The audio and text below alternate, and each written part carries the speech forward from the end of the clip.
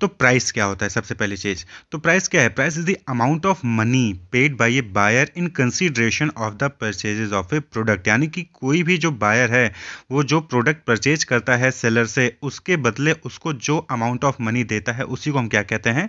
Price कहते हैं। Okay, तो price is the amount of money. तो ये प्राइस जो है मोस्ट इंपॉर्टेंट फैक्टर होता है, जो कि किसी भी कंपनी की रेवेन्यू और प्रॉफिट को अफेक्ट करता है। तो most important factor that affect the revenue and profit of A firm, तो कौन सा वो फैक्टर है? Price. Product, price, place, promotion. तो तीनों जो प्रोडक्ट, प्लेस और प्रमोशन है, वो तीनों क्या है? कॉस्ट उसमें इनकर्ड होते हैं, जबकि प्राइस में क्या आता है? रेवेन्यू आता है। Only element in the marketing mix that create sales revenue. तो ये प्राइस एक ऐसा एलिमेंट है मार्केटिंग मिक्स का जो सेल्स रेवेन्यू जो है वो जनरेट करता है। तो it comes in many forms and performs many function. Price मतलब प्राइस किसी भी तरीके से हो सकता है, जैसे कि आप जो रेंट देते होंगे, अगर आप रेंट पे रहते हैं तो आप रेंट देते होंगे तो प्राइस है। ट्यूशन फी देते हैं आप तो वो प्राइस है। फेयर देते हैं, अदर फीस देते हैं, रेट्स, टोल्स, वेजेस, कमीशंस जो भी आप देते हैं, तो एक तरीके का प्राइस ही है, एक फॉर्म है प्राइस का। ठीक है, जो आप किसी न किसी तरीके से किसी भी गुड्स के लिए या सर्विसेज के लिए आप पे करते हैं। तो प्राइस क्या हो गया? Price is the amount of money paid by buyer in consideration of the purchase of a product. Okay, अब आते हैं हम अगले टॉपिक पे, प्राइसिंग क्या होता है? तो प्राइस तो हो गया अमाउंट ऑफ मनी, प्राइसिंग क्या हो गया? तो प्राइसिंग सिंपल सी बात है, इट इज द प्रोसेस या process of setting deciding the price of a product. किसी भी प्रोडक्ट की प्राइस को डिटरमाइन करना, सेट करना, डिसाइड करना ही क्या कहलाता है?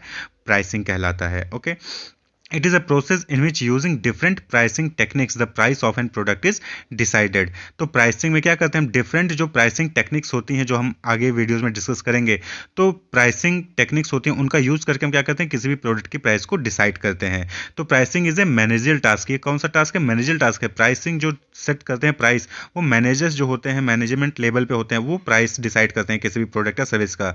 तो ये क्या इन्वॉल्व करता है? Involve establishing pricing objective. पहले आपको प्राइसिंग ऑब्जेक्टिव्स क्या हैं, क्यों प्राइस आप सेट कर रहे हैं किसी प्रोडक्ट या सर्विस का, उसको आपको पहले स्टेब्लिश करना होगा। फिर identify the factor governing the price, यानी कि कौन कौन से फैक्टर्स हैं जो प्राइस पे अफेक्ट करते हैं, गवर्न करते हैं, जिनकी वजह से प्राइस घट या बढ़ सकती है, उस फैक्टर्स को आइडेंटिफाई करिए। Ascertain the relevance and significance, फिर उनका रेलेवेंस और सिग्निफिकेंस को असर्टेन करिए, आइडेंटिफाई करिए। फिर determine the product value in monetary terms and formulation of price policies and strategy. फिर जो प्रोडक्ट है उसकी वैल्यू को मॉनेटरी टर्म्स में डिटरमाइन करें, फिर प्राइस पॉलिसीज और स्ट्रेटजीज डेवलप करें। ठीक, implementing them and controlling them for the best result. फिर जो आपने प्राइस पॉलिसीज और स्ट्रेटजीज बनाई हैं उसको इम्प्लीमेंट करिए और उसको कंट्रोल करिए, अगर कोई भी डाइवर्जन आता है, कोई भी वेरिएशन आता है, फॉर बेस्ट रिजल्ट। तो ये मैनेजरल टास्क है। प्राइसिंग क्या है? मैनेजरल टास्क है, जिसमें हम प्राइसिंग ऑब्जेक्टिव डिसाइड करते हैं, फिर प्राइस को कौन कौन से फैक्टर अफेक्ट करते हैं उसको देखते हैं, फिर जो रेलिवेंस और सिग्निफिकेंस फैक्टर्स का उसको हम असरटेन करते हैं, उसके बाद फिर हम प्रोडक्ट की मॉनेटरी वैल्यू कैलकुलेट करते हैं, फिर प्राइस पॉलिसी और स्ट्रेटजी डेवलप कर देते हैं और उसको फिर इंप्लीमेंट करके उसको कंट्रोल करते हैं। तो प्राइसिंग क्या है?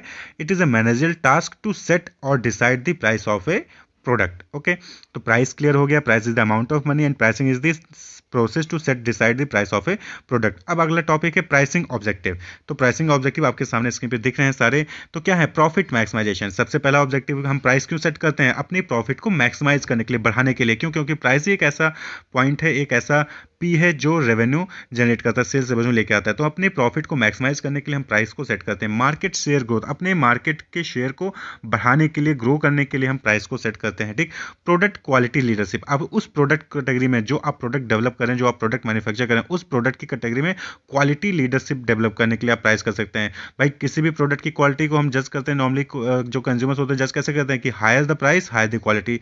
तो आप प्रोडक्ट उस कैटेगरी में क्वालिटी लीडरशिप चाहते हैं तो आप क्या करते हैं? प्राइस को हायर करते हैं। जैसे डव हो गया, उसकी क्या है? प्राइस हाई होती है, तो लगता है कि हाँ वो हाई क्वालिटी का प्रोडक्ट है। फेसिंग कॉम्पिटिटिव सिचुएशन, तो कंपटीशन जो मार्केट में है, जो आपके कंपटीटर्स होते हैं, उनको फेस करने के लिए हम क्या करते हैं? प्राइस डिसाइड करते हैं। प्राइस को लो कर रहे हैं कंपटीशन की वजह से, और कभी कभी प्राइस को हाई कर रहे हैं कंपटीशन की वजह से। फिर अचीविंग टारगेट रिटर्न, कुछ रिटर्न्स होते हैं जो टारगेट करते हैं ऑर्गेनाइजेशन कि हमें एटलीस्ट इतना रिटर्न तो चाहिए ही जो हम इन्वेस्ट कर रहे हैं प्रोडक्ट बनाने में, तो उसके लिए भी हम प्राइस फिक्स करते हैं। और फिर लास्ट ऑप्शन होता है सर्वाइवल, यानी कि मार्केट में आप कंपटीशन इतना ज़्यादा है कि उस कंपटीशन को फेस करने के लिए आप कम से कम मार्केट में बने रहें, मार्केट से बाहर ना जाएं। हमें भले प्रॉफिट हो ना हो, लेकिन हम कम से कम सर्वाइव करते रहें। तो इसके लिए भी हम क्या करते हैं? प्राइस को सेट करते हैं, चाहे वो लो प्राइस है चाहे हाई प्राइस और सर्वाइवल में नॉर्मली हम लो प्राइस सेट करते हैं कि एटलीस्ट जितना हमने इन्वेस्ट करें उतना हमारे पास आ जाए। तो ये कुछ प्राइसिंग ऑब्जेक्टिव्स हैं कि हम क्यों प्राइस फिक्स करते हैं। Profit maximisation, market share growth, product quality leadership, facing competitive situation, achieving targeted और सर्वाइवल। अब हम देख लें कि कौन कौन से फैक्टर्स हैं जो अफेक्ट करते हैं प्राइसिंग को, यानी कि जब आप प्राइसिंग करते हैं, जब आप प्राइस सेट करते हैं किसी प्रोडक्ट का, तो बहुत से फैक्टर्स होते हैं जो किसी भी प्रोडक्ट की प्राइस को अफेक्ट करते हैं। तो उनमें आता है कुछ इंटरनल फैक्टर्स होते हैं और कुछ एक्सटर्नल फैक्टर्स होते हैं। तो पहले हम इंटरनल फैक्टर्स देख लें। तो इंटरनल फैक्टर में जैसे ऑर्गेनाइजेशनल फैक्टर, यानी कि ऑर्गेनाइजेशन का मिशन क्या है, विजन क्या है, उनके ऑब्जेक्टिव गोल्स क्या हैं, मैनेजमेंट लेवल्स जो मैनेजियल टास्क परफॉर्म कर रहे हैं वो लोग, उनकी एक्सपीरियंस, उनका नॉलेज। तो ये फैक्टर्स हैं जो कहीं ना कहीं प्राइसिंग पे अफेक्ट करते हैं। इसी तरीके से मार्केटिंग मिक्स जो ऑर्गेनाइजेशन का है, कंपनी का है, वो भी अफेक्ट करता है, यानी कि जो प्रोडक्ट है, प्रोडक्ट की क्वालिटी, प्रोडक्ट का फॉर्म फीचर, उसके बाद जो प्लेस यानी कि डिस्ट्रीब्यूशन कैसे करना है, कहाँ करना है, होलसेल रिटेलर के थ्रू करना है, और फिर प्रमोशन कैसे करना है, advertisement, sales promotion, direct marketing, online marketing. तो इन सब का भी कहीं ना कहीं जो इंटरनल फैक्टर्स होते हैं, इन सब का भी कहीं ना कहीं प्राइस के ऊपर अफेक्ट पड़ता है, जिसकी वजह से प्राइस कम या ज़्यादा हो सकती है। उसके बाद है प्रोडक्ट कॉस्ट। ये तो डायरेक्ट ही है, डायरेक्ट इम्पैक्ट होता है प्रोडक्ट की कॉस्ट, यानी कि जितनी प्रोडक्ट की कॉस्ट आई है बनाने में, जो प्रोडक्ट की कॉस्ट आई है उतना तो आपको मिनिमम रखना ही है प्राइस, ठीक। उसके बाद प्रोडक्ट लाइफ साइकिल, प्रोडक्ट की कॉस्ट ज़्यादा आएगी तो प्राइस ज़्यादा रखना पड़ेगा, वहीं पर प्रोडक्ट की कॉस्ट कम आई तो आपको प्राइस कम रखनी होती है। तो आपके पास ऑप्शन होता है कि आप उस प्राइस को कम भी रख सकते हैं। प्रोडक्ट लाइफ साइकिल, जैसा कि आपने पहले यूनिट 2 में डिस्कस किया होगा, प्रोडक्ट लाइफ साइकिल क्या है, इंट्रोडक्शन, ग्रोथ, मैच्योरिटी, डिक्लाइन। तो हर प्रोडक्ट की अपनी अपनी लाइफ साइकिल होती है। नॉर्मली वो 4 स्टेज से पास करते हैं, इंट्रोडक्शन, फिर ग्रोथ, फिर मैच्योरिटी, फिर डिक्लाइन। तो इंट्रोडक्शन में क्या है, सेल्स कम होता है, ठीक। तो उस केस में क्या होता है, अब वहाँ पे आप प्राइस को क्या करते हैं, नॉर्मली प्राइस कम ही रखेंगे। तो इसकी वजह से भी क्या हुआ, मतलब कि प्रोडक्ट की लाइफ साइकिल की वजह से भी प्राइस चेंज होता रहता है कि इंट्रोडक्शन में हमने कम रखा, जब देखा कि आपकी ग्रोथ होने लगी या फिर मैच्योरिटी स्टेज में हो गए तो आपने प्राइस को थोड़ा सा इंक्रीज कर लिया, और जब फिर देखा कि आप जो डिक्लाइन स्टेज पे आ रहे हैं तो फिर आपने क्या किया, प्राइस में कट करना स्टार्ट किया, कि प्राइस को डिक्रीज करना स्टार्ट कर दिया। तो यानी कि प्रोडक्ट लाइफ साइकिल का भी एक इम्पैक्ट पड़ता है आपकी प्राइसिंग पे। फिर आता है प्राइसिंग ऑब्जेक्टिव। तो जो अभी हमने पिछले स्लाइड में देखा कि प्राइसिंग ऑब्जेक्टिव की आप का ऑब्जेक्टिव क्या है, आप प्राइस फिक्स क्यों कर रहे हैं, मार्केट शेयर को बढ़ाने के लिए, प्रॉफिट को मैक्सिमाइज करने के लिए, सर्वाइवल के लिए, प्रोडक्ट की क्वालिटी लीडरशिप में आने के लिए। तो मतलब कि क्या ऑब्जेक्टिव है उसका भी जो है इफेक्ट पड़ता है प्राइस के ऊपर। अब भाई सर्वाइवल के लिए आप जो है प्राइस फिक्स कर रहे हैं तो ऑब्वियस सी बात है कि आप प्राइस क्या करेंगे, लो ही रखेंगे, ठीक है। तो अलग अलग ऑब्जेक्टिव के बेसिस पे अलग अलग प्राइस पे इम्पैक्ट पड़ता है। फिर है functional position. Functional position means कि आप कैसे डिस्ट्रीब्यूट कर रहे हैं अपने प्रोडक्ट को। अगर आप जो है जो मीडियम है, जो चैनल है, चैनल ऑफ डिस्ट्रीब्यूशन, उसमें कई लेवल्स आप इंक्लूड कर लेते हैं तो आपको अल्टीमेटली क्या हो जाएगा, जब लॉन्ग चैनल होता है तो प्राइस आपको बढ़ाना पड़ेगा क्योंकि सबके प्रॉफिट को देखना है। अगर डायरेक्ट चैनल है तो फिर उस केस में आप जो है प्राइस को कम भी रख सकते हैं। जैसे कि आप सपोज करिए आप कोई प्रोडक्ट डेवलप करते हैं, अब आपने पहले होलसेलर को सेल किया, फिर होलसेलर ने रिटेलर को दिया, फिर रिटेलर से कंज्यूमर पे गया। तो ऐसे में क्या हो गया कि अब आपको होलसेलर और रिटेलर का भी प्रॉफिट मार्जिन देखना होता है। तो उस केस में क्या करते हैं, आपको प्रॉफिट जो प्राइस है वो ज़्यादा रखना होता है। लेकिन अब सपोज करिए कि आपने प्रोडक्ट बनाया और डायरेक्टली आप कंज्यूमर को सेल कर रहे हैं, तो ऐसे केस में क्या है, तो आपको प्रॉफिट मार्जिन कम रखना होता है क्योंकि आपको किसी और को प्रॉफिट नहीं देना, आपको सिर्फ अपने आप को प्रॉफिट कमाना है। तो फिर ऐसे में प्राइस लो भी रख सकते हैं आप। तो ये सारे इंटरनल फैक्टर्स होते हैं जो किसी भी प्रोडक्ट की प्राइस को फिक्स करने में अफेक्ट करते हैं। इनकी वजह से प्राइस ज़्यादा या कम हो जाता है। अब हम बात कर लें एक्सटर्नल फैक्टर की, यानी कि external factor beyond the organisation control. कौन कौन से फैक्टर हैं, तो इंटरनल फैक्टर वो फैक्टर्स होते हैं जो कि ऑर्गेनाइजेशन के कंट्रोल में होते हैं। ऑर्गेनाइजेशनल, मार्केटिंग में, product cost, product life cycle, ये सारे क्या है, इनके कंट्रोल। लेकिन एक्सटर्नल फैक्टर जो है वो बियॉन्ड दी ऑर्गेनाइजेशन के कंट्रोल में होते हैं। इन पे ऑर्गेनाइजेशन का कोई कंट्रोल नहीं होता, इसके अकॉर्डिंग उनको अपने प्राइस को कम या ज़्यादा करना पड़ता है। तो पहला है कंपटीशन। तो ऑब्वियस सी बात है, अगर कंपटीटर जो आपका है वो कम प्राइस में अपने प्रोडक्ट को सेल कर रहा है, जो प्रोडक्ट आप बना रहे हैं वही प्रोडक्ट को भी बना रहा है और कम प्राइस पे सेल कर रहा है, तो मजबूरन क्या है कि मार्केट शेयर को बचाने के लिए और प्रॉफिट सेल्स रेवेन्यू बढ़ाने के लिए आपको उनको फेस करना, तो कंपटीटर के अकॉर्डिंग आपको भी अपनी प्राइस को कम या कट करना पड़ता है। तो कंपटीटर के अकॉर्डिंग आपको अपनी प्राइस को घटाना बढ़ाना पड़ता है कंपटीशन के अकॉर्डिंग। फिर है प्रोडक्ट डिमांड। तो मार्केट में आपके प्रोडक्ट की डिमांड कितनी है, यानी कि कंज्यूमर आपके प्रोडक्ट को डिमांड कितना कर रहा है, उसके बेसिस पे भी आप जो है प्राइस को घटा या बढ़ा सकते हैं, यानी कि घटाना या बढ़ाना पड़ता है प्रोडक्ट की डिमांड पे। अब भाई अगर आपका प्रोडक्ट प्राइस आपने चार्ज कर लिया और उस प्राइस पे कंज्यूमर जो है आपके प्रोडक्ट को प्रेफर नहीं कर रहे, डिमांड कम कर रहे हैं, तो ऐसे केस में आपको क्या करना पड़ेगा, प्रोडक्ट की प्राइस को कम करना पड़ेगा, ठीक। डिमांड ज़्यादा है, उसी प्राइस पे, तो आप प्रोडक्ट की प्राइस को बढ़ा भी सकते हैं ज़्यादा सेल्स रेवेन्यू पाने के लिए, लेकिन प्राइस को इंक्रीज़ करने में भी रिस्क होता है कि कहीं कस्टमर या कंज्यूमर आपको स्विच ना कर जाएँ, ठीक? तो प्रोडक्ट की डिमांड भी एक एक्सटर्नल फैक्टर जो कि प्राइसिंग पे इफ़ेक्ट करती है। फिर आता है इकोनॉमिक कंडीशन, यानी कि इकोनॉमिक कंडीशन कैसी है, इकोनॉमी कैसी है आपकी इंडस्ट्री की, आपके नेशन की, उस पे भी कहीं न कहीं आपकी प्राइसिंग इफ़ेक्ट करती है कि इकोनॉमिक कंडीशन की वजह से भी प्राइस कम या ज़्यादा हो सकता है। फिर आता है गवर्नमेंट कंट्रोल्स, बहुत सारे रूल्स हैं, रेगुलेशंस हैं, टैक्सेस हैं, पॉलिसीज़ हैं, जिनको आपको फॉलो करना पड़ता है, ठीक? तो उसकी वजह से भी क्या है कि आपकी प्राइस कम या ज़्यादा हो जाती है। जैसे कि कंपनी ने मार्केट कैप लगा दिया, प्राइस कैप लगा दिया कि इससे ज़्यादा प्राइस चार्ज नहीं कर सकते हैं, और या फिर उस प्राइस जो है फ्लोर लगा दिया कि उससे कम भी प्राइस आप नहीं रख सकते हैं। तो ऐसे केस में आपको प्राइस को घटाना बढ़ाना पड़ता है। तो ये कुछ इंटरनल और एक्सटर्नल फैक्टर्स हैं जो कि प्राइसिंग पे अफेक्ट करते हैं, यानी कि जब आप प्राइस किसी भी प्रोडक्ट की प्राइस को सेट करते हैं तो ये फैक्टर्स कहीं ना कहीं डायरेक्टली इनडायरेक्टली आपके प्राइसिंग पे इफेक्ट डालते हैं। ऑर्गेनाइज इंटरनल फैक्टर है, एक्सटर्नल फैक्टर। इंटरनल फैक्टर में organisational factor, marketing mix, product cost, product life cycle, pricing objective, functional position. और एक्सटर्नल फैक्टर में है competition, product demand, economic condition, government control. किसी भी प्रोडक्ट की प्राइस को fix करने का तीन तरीका हो सकता है। प्रोडक्ट प्राइस में भी calculated on the following basis. सबसे पहला होता है कॉस्ट बेस्ड, यानी कि प्रोडक्ट को बनाने के लिए कितना कॉस्ट लगा है उसके बेसिस पे हम जो है अपने प्रोडक्ट की प्राइस को फिक्स कर सकते हैं। दूसरा मेथड है कॉम्पिटिटर बेस्ड, यानी कि मार्केट में जो सेम प्रोडक्ट होमोजेनियस प्रोडक्ट बना रहे हैं उन्होंने क्या प्राइसिंग फिक्स की है उसके अकॉर्डिंग जो है आप प्राइस अपने फिक्स कर सकते हैं। और तीसरा होता है कस्टमर बेस्ड, यानी कस्टमर आपके प्रोडक्ट को कितना वैल्यू देता है। कस्टमर के अकॉर्डिंग आपका प्रोडक्ट जो है बहुत अच्छा है, बहुत अच्छी क्वालिटी का है, बहुत वैल्यूएबल है, तो आप उससे ज़्यादा पैसे चार्ज कर सकते हैं। वहीं पे कस्टमर को लगता है कि आपका प्रोडक्ट अच्छा नहीं है, तो फिर आपको जो है अपनी प्राइस रीजनेबल रखनी होगी। तो हम कॉस्ट बेस्ड प्राइसिंग को फ्लोर प्राइसिंग भी कहते हैं, यानी कि हम उससे नीचे अपनी प्राइस को फिक्स नहीं कर सकते। 10 रुपये किसी प्रोडक्ट को बनाने की कॉस्ट आई है तो हम 9 रुपये में नहीं बेच सकते, क्योंकि 9 रुपये में बेचेंगे तो हम लॉस में चले जाएंगे। उसी तरीके से कस्टमर बेस्ड प्राइसिंग में क्या होता है कि कस्टमर जो देने को तैयार है उसके अकॉर्डिंग हम उससे ज़्यादा से ज़्यादा चार्ज कर सकते हैं। अब सपोज करिए प्रोडक्ट हमारे बनाने की जो प्रोडक्ट बनाने की कॉस्ट थी वो 10 रुपये थी, लेकिन कस्टमर जो है उसकी कस्टमर के अकॉर्डिंग उसकी प्रोडक्ट की वैल्यू ज़्यादा है तो वो 20 रुपये देने को तैयार है, तो हम 20 रुपये उसे चार्ज कर सकते हैं। दैट इज सिली, यानी कि मैक्सिमम प्राइस हम कितना चार्ज कर सकते हैं। क्लियर। तो सबसे पहले हम देखेंगे कि कॉस्ट बेस्ड मेथड में कौन कौन से मेथड होते हैं। तो उसमें सबसे पहला मेथड आता है मार्कअप या cost plus pricing. Cost plus pricing का मतलब सिंपल सा है कि कॉस्ट प्रोडक्ट को बनाने की क्या कॉस्ट आई है प्लस उसमें हम कितना प्रॉफिट चाहते हैं, तो उसी को हम कहते हैं मार्कअप। अब सपोज करिए कि एक टोस्टर बनाने वाली कंपनी है, उसका जो वेरिएबल कॉस्ट पर यूनिट है वो ₹10 है, फिक्स्ड कॉस्ट जो है उसकी वो है 3 लाख, और वहीं पे एक्सपेक्टेड यूनिट सेल, यानी कि कंपनी ये एक्सपेक्ट कर रही है कि वो कम से कम 50,000 यूनिट सेल कर सकती है। तो इसमें उसका जो मार्कअप होगा वो क्या होगा, यानी कि मार्कअप प्राइसिंग क्या हो सकती है। तो अब मैन्युफैक्चरिंग उसके लिए सबसे पहले हमें यूनिट कॉस्ट कैलकुलेट करना पड़ता है। तो यूनिट कॉस्ट के जो फॉर्मूला होता है वो होता है variable cost plus fixed cost divided by unit sale. तो यूनिट कॉस्ट हम कैसे कैलकुलेट करेंगे, VC plus FC divided by unit sale, यानी तो यहाँ पे वेरिएबल कॉस्ट क्या है 10 रुपये प्लस 3 लाख जो है आपका फिक्स्ड कॉस्ट है डिवाइडेड बाय 50,000 यूनिट सेल, तो आपका क्या आ जाएगा ₹16, 16 रुपये जो है यूनिट कॉस्ट आ जाएगी। यानी एक यूनिट बनाने के लिए जो कॉस्ट आ रही है वो क्या है 16 रुपये। अब हम ये अज्यूम करके चलते हैं कि जो मैन्युफैक्चरर है वो 20% मार्कअप चाहता है सेल पे। Clear. Manufacturer wants to earn a 20% markup on sale. तो मार्कअप प्राइस क्या हो जाएगा, markup price is equal to unit cost divided by 1 minus desired return on sale. तो यूनिट कॉस्ट जो 16 रुपये ऊपर आई divided by 1 minus desired return क्या है 20%, यानी कि 0.2 हो जाएगा। तो 16 डिवाइडेड बाई 1 माइनस 0.2, इसको जब आप कैलकुलेट करेंगे तो ₹20, यानी ये जो है मार्कअप प्राइस हो जाएगा। कॉस्ट क्या आई, यूनिट कॉस्ट क्या आई प्रोडक्ट को बनाने में 16 रुपये, और मार्कअप प्राइस जो 20% मार्कअप के हिसाब से वो प्रोडक्ट की प्राइस को फिक्स करना चाहता था तो 20 रुपये हो गया था, यानी कि जो सेलिंग प्राइस होगा वो क्या होगा 20 रुपये होगा, जो कॉस्ट आई वो 16 रुपये होगा। तो इस तरीके से जो है आप मार्कअप प्राइस को कैलकुलेट कर सकते हैं।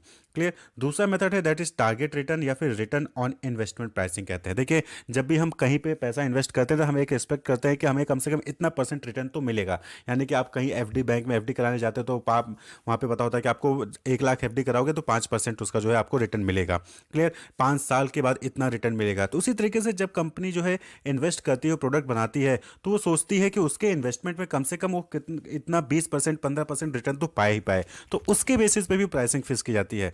तो यहाँ पे क्या होता है what firm expect from the investment, यानी कि फर्म जो है इन्वेस्टमेंट से क्या एक्सपेक्टेशन है उसकी। और इसमें क्या होता है कि जो प्राइस डिटरमाइन होती है वो इस पे डिपेंड करती है कि टारगेट रिटर्न क्या है, यानी कि हम कितना रिटर्न चाहते हैं अपने इन्वेस्टमेंट पे। अब सपोज करें कि वही सेम मैन्युफैक्चर है, उसने 1 मिलियन यानी कि तकरीबन 10 लाख रुपए उसने इन्वेस्ट किए हैं किसी बिजनेस में, और वो चाहता है कि 20% रिटर्न ऑन, यानी कि जो 10 लाख रुपए इन्वेस्ट किए हैं उस पर 20% का रिटर्न चाहता है। ठीक है, यानी कि तकरीबन 2 लाख रुपए का रिटर्न वो चाहता है, और कितना 50,000 यूनिट सेल करके। अब उसने एक्सपेक्ट कर रखा है कि 50,000 यूनिट सेल करना है और मुझे उस पर 20% का रिटर्न चाहिए, और उसने इन्वेस्टमेंट कितना कर रखा है, 10 लाख रुपए। तो टारगेट रिटर्न प्राइस क्या हो सकता है, इसके लिए वो फॉर्मूला होगा unit cost plus desired return into investment capital divided by unit sale. तो इस तरीके से आप जो है रिटर्न ऑन इन्वेस्टमेंट कैलकुलेट कर सकते हैं। तो यूनिट कॉस्ट कितनी थी, 16 रुपए, जो कि हमने पहले ही पिछले एग्जाम्पल में कैलकुलेट किया था, प्लस डिजायर्ड रिटर्न क्या है यहाँ पे, 20% रिटर्न ऑन इन्वेस्टमेंट, 20% यानी कि 0.2 हो जाएगा, इनटू जो है इन्वेस्टमेंट कितना है 10 लाख डिवाइडेड बाय 50,000 जो यूनिट सेल है। तो आपका आंसर क्या आ जाएगा 20, यानी कि यहाँ पे टारगेट रिटर्न के बेसिस पे उसका जो प्राइस होगा वो क्या होगा, 20 रुपए पर यूनिट जो है वो प्राइस हो जाएगा। क्लियर। तो इस तरीके से जो है आप रिटर्न के बेसिस पे, क्या आपका टारगेट रिटर्न क्या है, यानी कि आपने अगर टोटल इतना इन्वेस्टमेंट किया तो कितना आप पैसा वापस प्रॉफिट कमाना चाहते हो, उसके हिसाब से भी जो है प्राइस की, प्रोडक्ट की प्राइस फिक्स कर सकते हैं। और नेक्स्ट मेथड आता है कॉस्ट बेस में, that is break even pricing. Break even सभी को पता होगा, नो प्रॉफिट नो लॉस वाली प्राइसिंग होती है, यानी कि जितनी कॉस्ट आती है उतना ही प्राइस हमारा निकल, उतना ही हम प्राइस फिक्स कर देते हैं। तो हमें प्रॉफिट यहाँ पे कमाने का मेन मोटिव नहीं होता। तो final price is same as product production cost. यहाँ पे क्या होता है, जो फाइनल प्राइस होता है वो जो प्रोडक्ट को बनाने का कॉस्ट होता है वही प्राइस हो जाता है। तो इसको हम कैसे कैलकुलेट करते हैं, total fixed cost divided by production unit plus variable cost per unit. तो एग्जांपल के तौर पे समझिए, तो कंपनी ए है, has fixed cost of making mobile $50,000 and variable cost per unit is $10। तो company A want to sell 10,000 unit in a year, तो उसकी प्राइसिंग क्या हो सकती है ब्रेक इवन के केस में। तो यहाँ पे बीईपी प्राइसिंग क्या हो जाएगी, $50,000 डिवाइडेड बाई 10,000 यूनिट सेल जो होना है, प्लस ₹10 जो वेरिएबल कॉस्ट है। तो आंसर क्या आ जाएगा $15। तो $15 जो है, $15 जो है उसका क्या हो जाएगा, ब्रेक इवन प्राइसिंग हो जाएगी उस प्रोडक्ट को सेल करने के लिए। क्लियर। अब अगला मेथड आता है कॉम्पिटिटर बेस्ड। कॉम्पिटिटर बेस्ड में यहाँ क्या होता है कि कॉम्पिटिशन के बेसिस पे, आपने देखा होगा एग्जाम्पल के तौर पे, आप जो अगर आप पैकेट वाला दूध परचेज करते हैं तो आपने देखा होगा कि नमस्ते इंडिया हो गया, अमूल गोल्ड हो गया, फिर मदर डेयरी हो गया, इनमें देखेंगे ना तो सभी की प्राइसिंग क्या है, सेम है, ₹57 पर लीटर जो है इनका गोल्ड वाला मिल्क आपको मिल रहा होगा। तो इसको कहते हैं गोइंग रेट प्राइसिंग, यानी कि पैरिटी प्राइसिंग। जितने रुपए में कंपटीटर आपका प्रोडक्ट सेल कर रहा है उतने रुपए में आप भी अपना प्रोडक्ट सेल कर दोगे। तो firm base it's price largely on competitor price. Competitor के प्राइस पे ही जो है अपना प्राइस फिक्स कर देता है। आप देखेंगे एलपीजी, पेट्रोल, किसी भी कंपनी का ले लीजिए, सबका रेट सेम होता है। इसी तरीके से अमूल, नमस्ते इंडिया, मैगी में आप देख लीजिए, ₹12 का मैगी आ रहा है तो ₹12 का यपी भी आ रहा है। तो ये क्या है, कॉम्पिटिटर बेस्ड प्राइसिंग होता है। क्लियर। नेक्स्ट आता है कॉम्पिटिटर बेस्ड में ही, that is auction type pricing, या फिर कॉम्पिटिटिव बिडिंग कहते हैं इसको। ऑक्शन यानी कि यहाँ पे क्या होता है, बोली लगाई जाती है। आपने देखा होगा कि बहुत सारे ऐसे गवर्नमेंट प्रोजेक्ट्स होते हैं, बहुत सारे ऐसे टेंडर्स होते हैं जहाँ पे आते हैं, वहाँ पे बोली लगाई जाती है, सील्ड बिड होता है। तो वहाँ पे ये भी क्या है, कॉम्पिटिशन बेस्ड, यानी कि एक प्रोडक्ट है उसको परचेज करने के लिए बहुत सारे लोग बोली लगाने के लिए बैठे होते हैं। तो जो सबसे कम बोली लगाता है या फिर जो सबसे ज़्यादा बोली लगाता है उसके वो प्रोडक्ट मिल जाता है। तो ये भी क्या है, कॉम्पिटिशन के बेस्ड पे। तो टेंडर प्राइसिंग या सील्ड बिड प्राइसिंग भी इसको कहा जाता है। तो ऑक्शन टाइप प्राइसिंग में भी जो है 3 टाइप के होते हैं। पहला आता है इंग्लिश ऑक्शन। इंग्लिश ऑक्शन जिसको हम असेंडिंग बिट्स भी कहते हैं। असेंडिंग बिट्स में क्या होता है कि बोली बढ़ती चली जाती है। यहाँ पे क्या होता है कि वन सेलर होते हैं, बहुत सारे बायर होते हैं। अब सेलर जो है कोई प्रोडक्ट सेल करना है उसको, तो उसने उसकी एक प्राइसिंग फिक्स कर दी कि ₹10। तो उसने बोला कि ये प्राइसिंग उसकी मिनिमम जो इनिशियल प्राइस है वो ₹10। अब जो है बायर होते हैं वो बोली लगाते हैं उसके लिए। तो वहाँ पे क्या है, कोई किसी ने बोला ₹15, किसी ने बोला ₹20, किसी ने बोला ₹50, और फिर हाईएस्ट ₹50 था। ₹50 से कोई ऊपर नहीं गया तो ₹50 में वो प्रोडक्ट सोल्ड हो जाता है। ठीक है, असेंडिंग ऑर्डर, बढ़ते हुए क्रम में है, तो इसको कहते हैं इंग्लिश ऑक्शन। दूसरा जो टाइप है that is Dutch auction. Dutch auction में क्या होता है, डिसेंडिंग बिट, यानी कि यहाँ पे एक प्राइसिंग घटती है। अब यहाँ पे क्या होता है, यहाँ पे भी वन सेलर मेनी बायर हो सकते हैं या फिर वन बायर मेनी सेलर हो सकते हैं। वन सेलर मेनी बायर होते हैं। यहाँ पे क्या होता है कि एक सेलर होता है, उस सेलर ने क्या किया, हायर प्राइस को है किसी प्रोडक्ट के लिए बोल देता है कि सपोज करें कि कोई प्रोडक्ट उसने बोला कि ₹50 में वो बेचने को तैयार है, कोई बायर रेडी नहीं हुआ तो क्या करेगा, 40 में बोलेगा। फिर कोई रेडी नहीं हुआ तो बोला 30 में रेडी हुआ, 30 में बिक जाएगा। लेकिन तब सपोज करें कि किसी ने बोला हाँ ठीक है 30 में रेडी परचेज तो 30 में सोल्ड हो जाता है। यहाँ पे क्या हो गया, प्राइस वहां पे डिक्रीज हुई। इसी तरीके से दूसरे वाले में क्या है कि वन बायर मेनी सेलर। यहाँ पे क्या होता है कि बायर को कोई प्रोडक्ट परचेज करना है, तो अब जो है सेलर अपनी बोली लगाते हैं कि ठीक है मैं आपको ₹20 में दे दूंगा, ठीक है मैं आपको ₹10 में दे दूंगा। तो जो सबसे कम रुपए में देने को तैयार होगा उसका जो है वहां पे सेल हो जाता है। तो डिसेंडिंग बिड्स कहते हैं, डच ऑक्शन। इसी तरीके से एक आता है sealed bid price. Sealed bid price में क्या होता है कि यहाँ पे सभी जो कंपटीटर होते हैं वो एक ही बिड दे सकते हैं, और यहाँ पे सामने वाले को दूसरे की प्राइसिंग का पता ही नहीं होता कि सामने वाले ने कितनी प्राइसिंग लगाई है। यानी कि क्या होता है, एक लिफाफे में आपको जो बोली लगानी है, जो भी अमाउंट देना है वो आप लिफाफे में बंद करके दे दीजिए, और जिसकी सबसे कम होती है वो सेलर जो होता है या फिर बायर जो होता है वो सेलेक्ट कर लेता है। ये नॉर्मली जो है टेंडर में होता है, सील्ड बिड प्राइस में। तो इंग्लिश ऑक्शन, डच ऑक्शन में क्या है, वहाँ पे सब लोग बैठे होते हैं, सबको पता होता है कि सामने वाला कितना बोल रहा है, उसमें compete करते हैं। लेकिन सील्ड बिड प्राइस में किसी को, सामने वाले को ये नहीं पता होता कि सामने वाले ने कितना प्राइस बोला है। तो यहाँ पे कम से कम जो है प्राइसिंग रखनी होती है सील्ड बिड प्राइसिंग में, तभी आपको जो है टेंडर मिल पाता है। उसके बाद अगला जो आता है that is perceived value pricing जो कि कस्टमर या फिर डिमांड बेस्ड होता है। तो परसीव्ड वैल्यू प्राइसिंग मतलब क्या हुआ, सिंपल सा है कि कस्टमर आपके प्रोडक्ट को कैसा परसीव कर रहा है, कस्टमर आपके प्रोडक्ट को परचेज करने के लिए कितना देने को तैयार है। Value which customer are willing to pay for a particular product और service on their perception about the product. अब आपने देखा होगा कि बहुत बार क्या होता है कि हमें जाना 10 ही किलोमीटर है, लेकिन एक जो है वहाँ पे सस्ती गाड़ी आ जाए तो उसके लिए हम अलग प्राइसिंग फिक्स कर देते हैं, वहीं पे जो एक महंगी गाड़ी आ जाए तो उसके लिए हम ज़्यादा प्राइस देने को तैयार हो जाते हैं। तो that is perceived value pricing. What customers perceive about the product, customer का परसीव क्या है, परसेप्शन क्या है वो किसी भी प्रोडक्ट के बारे में। अगर वो सोचता है कि किसी प्रोडक्ट की performance, quality, warranty, customer support, ये सारी चीज़ें अच्छी हैं, तो वो उसके लिए ज़्यादा पैसा देने को तैयार होगा। वहीं पे अगर किसी प्रोडक्ट की परफॉर्मेंस, क्वालिटी, वारंटी को लेके डाउट है या फिर जो है उस पर कॉन्फिडेंस नहीं है या पुअर है, तो फिर उसके लिए जो है ज़्यादा पैसा नहीं देगा। जैसे चाइनीज़ प्रोडक्ट के लिए कोई भी कस्टमर जो है कम से कम प्राइस में अगर वो बिक रहा है तो खरीद लेगा, महंगा प्राइस नहीं देगा। अगर वो ज़्यादा प्राइस उसके लिए मांगा जा रहा है तो फिर वो किसी दूसरे ब्रांड पे जो है चला जाएगा। तो ये परसीव्ड वैल्यू प्राइसिंग होती है। Charge price according to perceived value of the product. तो क्या होता है कि यहाँ पे कंपनी जो है ना कस्टमर के परसेप्शन के बेसिस पे प्राइसिंग को फिक्स करती है, यानी कि कस्टमर आपकी प्रोडक्ट को ज़्यादा वैल्यू करता है तो आप ज़्यादा प्राइस चार्ज करेंगे, वहीं पे कस्टमर आपके प्रोडक्ट को कम वैल्यू करता है तो आप जो है लोअर प्राइस रखेंगे। क्लियर। तो ये तीन मेथड होते हैं 3C model, customer based, competition based और कॉस्ट बेस्ड। तो कॉस्ट बेस्ड में आपने देखा कि markup pricing, target return pricing या फिर ब्रेक इवन प्राइसिंग है। कॉम्पिटिटर बेस्ड में आपने देखा कि एक तो कंपटीशन बिड है जो सेल्ड बिड है, इंग्लिश ऑक्शन और डच ऑक्शन, और दूसरा था पेयरटी प्राइसिंग है। और कस्टमर बेस्ड या डिमांड बेस्ड में आप परसीव्ड वैल्यू प्राइसिंग को रख सकते हैं। इसके बाद अलग अलग प्राइसिंग स्ट्रेटजीज आते हैं जो कि हम नेक्स्ट वीडियो में डिस्कस करेंगे। Wish you all the best, keep watching.